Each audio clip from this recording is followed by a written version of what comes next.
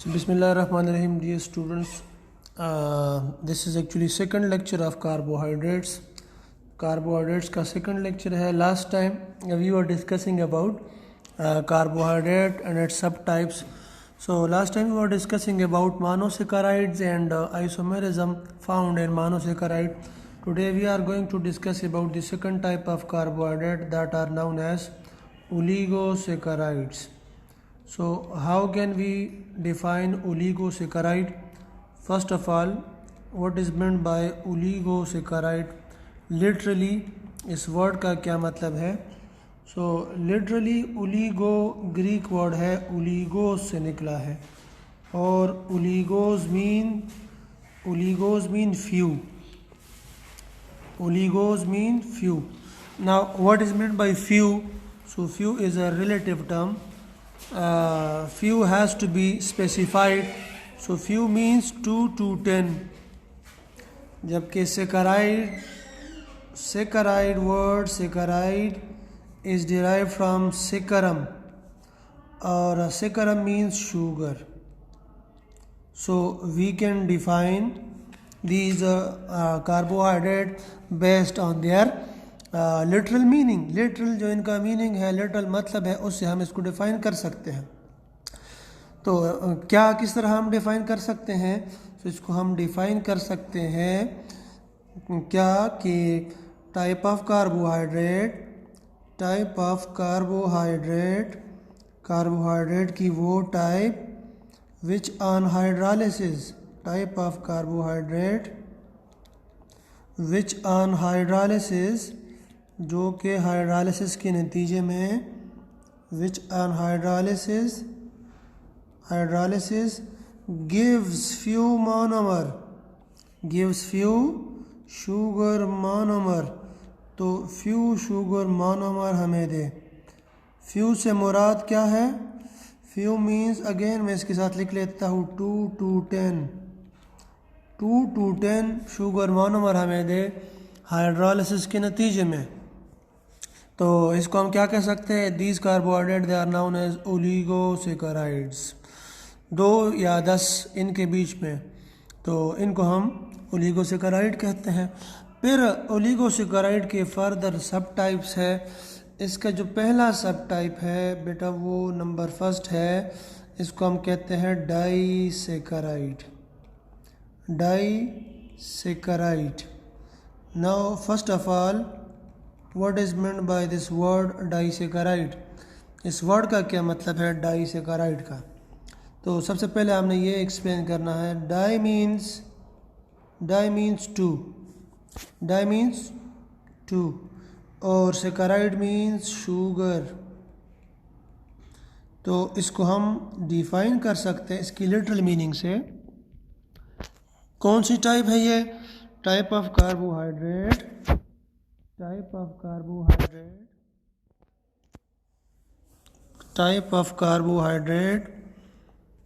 ये जी.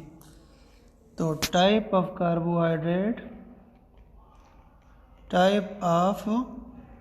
कार्बोहाइड्रेट की वो टाइप विच ऑन हाइड्रोलिसिस, जो कि हाइड्रोलिसिस के नतीजे में गिव्स टू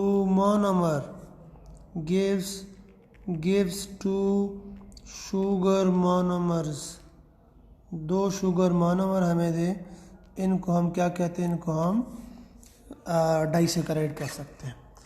डाइसैकेराइड के फिर जनरल प्रॉपर्टीज़, जिनके प्रॉपर्टीज़ होते हैं, they are sweet in taste. ये तमाम के तमाम स्वीट इन टेस्ट होते हैं, इनका टेस्ट स्वीट होता है. इसके अलावा ये भी रिड्यूसिंग शुगर है.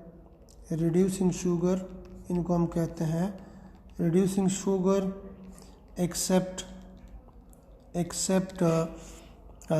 सक्रोज के अलावा. इसके अलावा इनका जो जनरल फार्मूला है,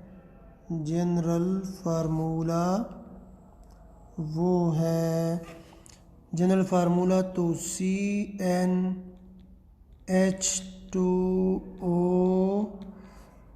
होल N-1 ये इनका जनरल फार्मूला बन गया। अच्छा, फिर डाइसैकेराइड के सब टाइप्स है, सब टाइप्स नहीं बल्कि इनके एग्जांपल्स। तो इनके एग्जांपल हमारे पास है। सबसे पहले जो एग्जांपल है वो है सक्रोज, और सक्रोज को हम एक्चुअली कह सकते हैं, sucrose is called as table sugar. इसको हम टेबल शुगर कहते हैं। टेबल शुगर जो चीनी जिसको उर्दू में कहा जाता है, जो डेली रोज़मर्रा हम इस्तेमाल करते हैं, ये सक्रोज डाइसैकेराइड है। इसको जब आप हाइड्रोलाइज करें तो हाइड्रोलिसिस के नतीजे में ये हमें दो मोनोमर देगा। एक का नाम दिस इज़ एक्चुअली ग्लूकोज, ये जो मोनोमर है ग्लूकोज का है, ये जो मोनोमर है ग्लूकोज का, और this monomer is actually fructose. अच्छा, फिर इसमें इम्पोर्टेंट जो चीज़ डाइसैकेराइड में, ये दोनों मोनोमर्स बॉन्ड होते हैं, बीच में ये बॉन्ड मौजूद है। इस बॉन्ड को हम एक्चुअली क्या कहते हैं, this bond is called as, इस बॉन्ड को हम कहते हैं glycosidic bond. This bond is called as glycosidic bond, इसको हम कहते हैं। सो ग्लाइकोसाइडिक बॉन्ड क्या होता है, what is glycosidic bond? The bond that holds, the bond that holds, जो कि होल्ड करता है, or bonds carbohydrate with carbohydrate, carbohydrate with carbohydrate, carbohydrate को कार्बोहाइड्रेट के साथ with carbohydrate, or carbohydrate with a non-carbohydrate molecule, or carbohydrate with a non-carbohydrate molecule, with a non-carbohydrate molecule. This bond is called as glycosidic bond. So these sugar monomers, glucose and fructose, they are bonded together by glycosidic bond. This bond is called as glycosidic bond. Similarly, lactose is also called as milk sugar because this is found in milk में ये पाया जाता है। And lactose is actually made up of two glucose monomers. This is actually glucose monomer. This is also glucose monomer. Both these are bonded together by glycosidic bond. Maltose is also a disaccharide, and maltose is called as fruit sugar. This is found in fruit. Fruit are sweet because of the maltose. And sorry, this is actually, यहाँ पे हमने एक गलती की, दोबारा से ये मैं मिटा दूँ ये चीज़। Lactose is milk sugar, but lactose is made up of two substances. The one is glucose and the other one is galactose.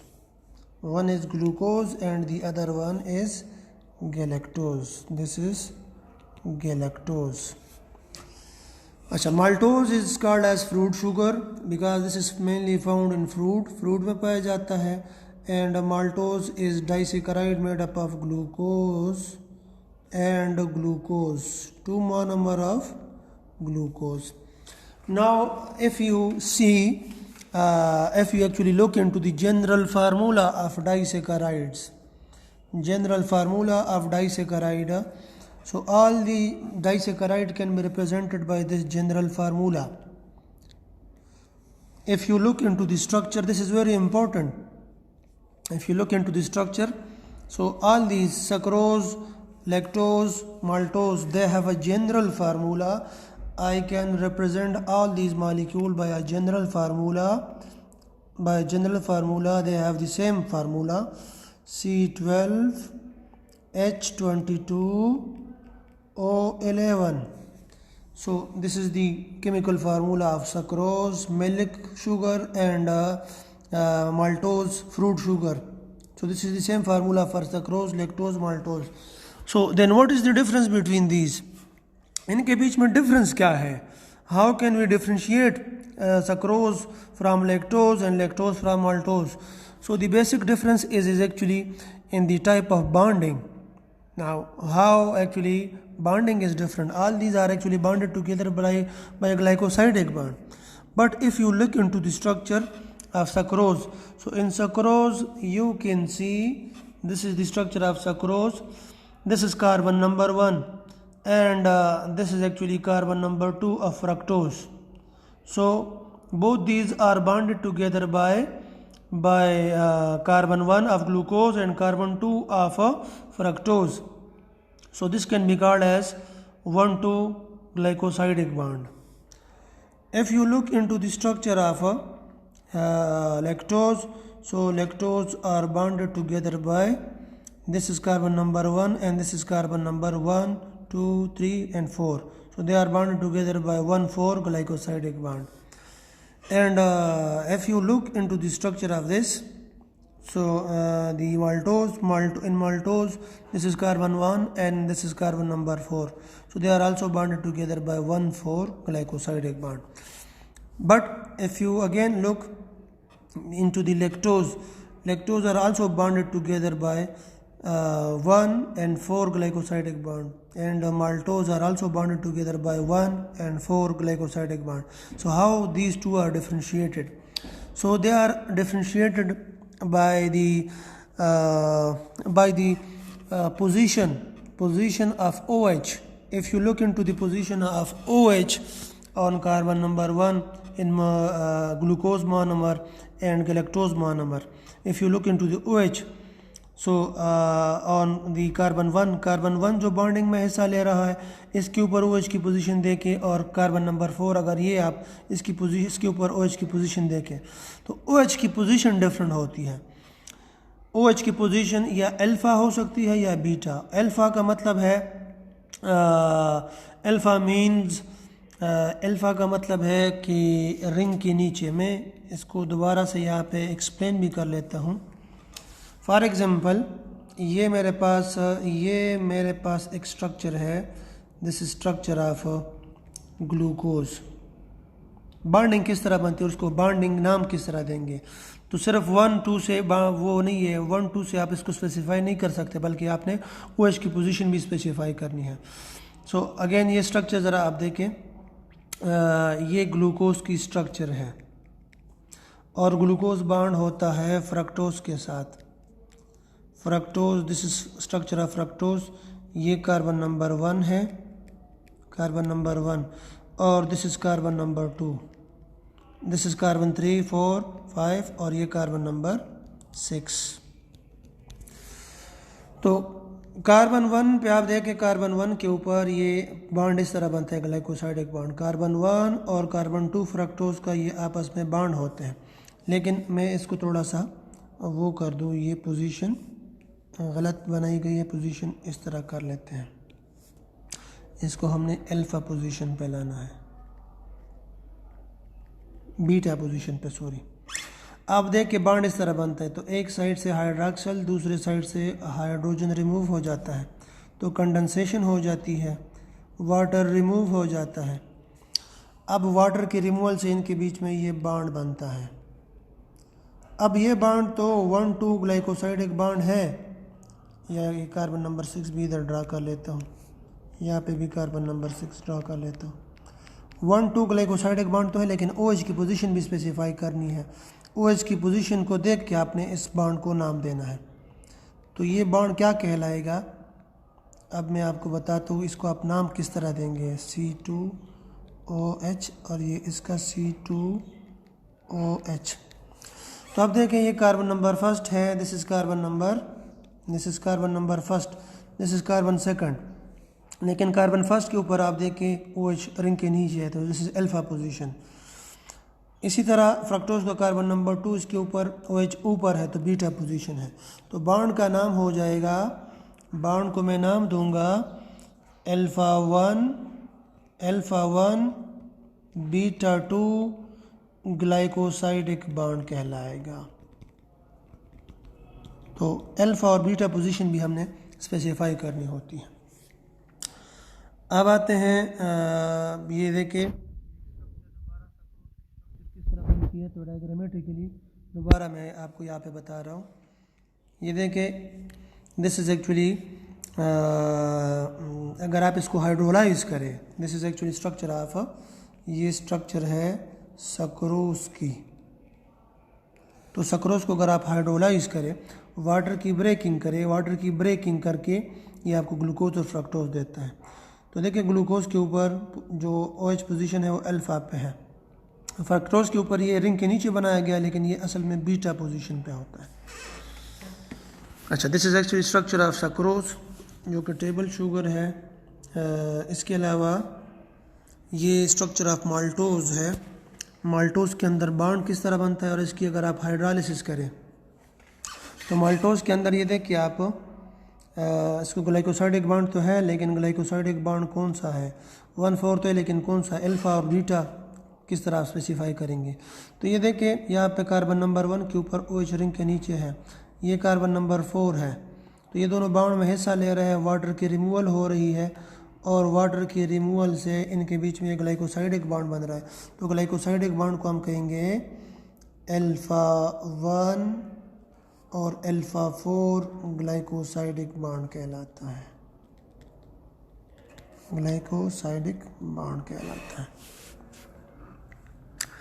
इसके अलावा दिस स्ट्रक्चर ऑफ लैक्टोज, ये लैक्टोज की स्ट्रक्चर है। लैक्टोज को हम मिल्क शुगर भी कह सकते हैं, this is called as milk sugar. This was about the disaccharide. Disaccharide के बारे में हमने पढ़ा। फिर डाइसेकेराइड की यही एग्जांपल, एक ही एग्जांपल, ओलिगोसेकेराइड की एक एग्जांपल आपकी बुक में दी गई है, तो हम इसी एक ही एग्जांपल को डिस्कस करते हैं। नेक्स्ट हमारा जो हमारा वो है पॉलीसेकेराइड्स।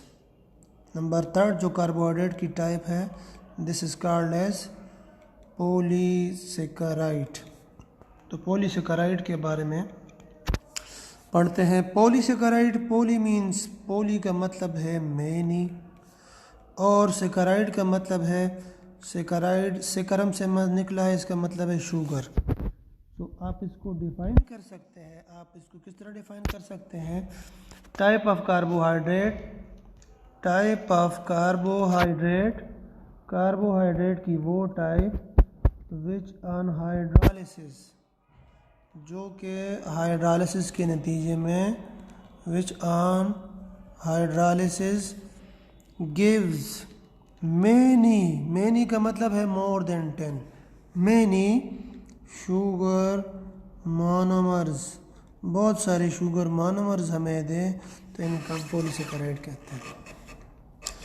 अब पॉलीसेकेराइड के फिर इसके प्रॉपर्टीज़ के बारे में डिस्कस करते हैं। इसकी प्रॉपर्टीज़, पॉलीसेकेराइड में क्या क्या प्रॉपर्टीज़ पाई जाती है, क्या क्या प्रॉपर्टीज़ पाई जाती है। तो पॉलीसेकेराइड में सबसे पहले जो प्रॉपर्टी है, ये टेस्ट लिस्ट होते हैं, टेस्ट लेस, इनका टेस्ट नहीं होता। इसके अलावा ये ऑर्डरलेस, इनका ऑर्डर नहीं होता। They are insoluble in water, insoluble और पार्शली सॉल्युबल, पार्शली सॉल्युबल या इनसॉल्युबल होता है। Starch is partially soluble in water, बाकी इनसॉल्युबल होते हैं। इसके अलावा ऑर्डरलेस होते हैं, टेस्टलेस होते हैं। इसके अलावा इनसॉल्युबल इन वाटर, वाटर के अंदर इनसॉल्युबल होता है, टेस्ट इनका नहीं होता। इसके अलावा they are storage molecule, plants और एनिमल्स के अंदर ये स्टोरेज मॉलिक्यूल्स होते हैं।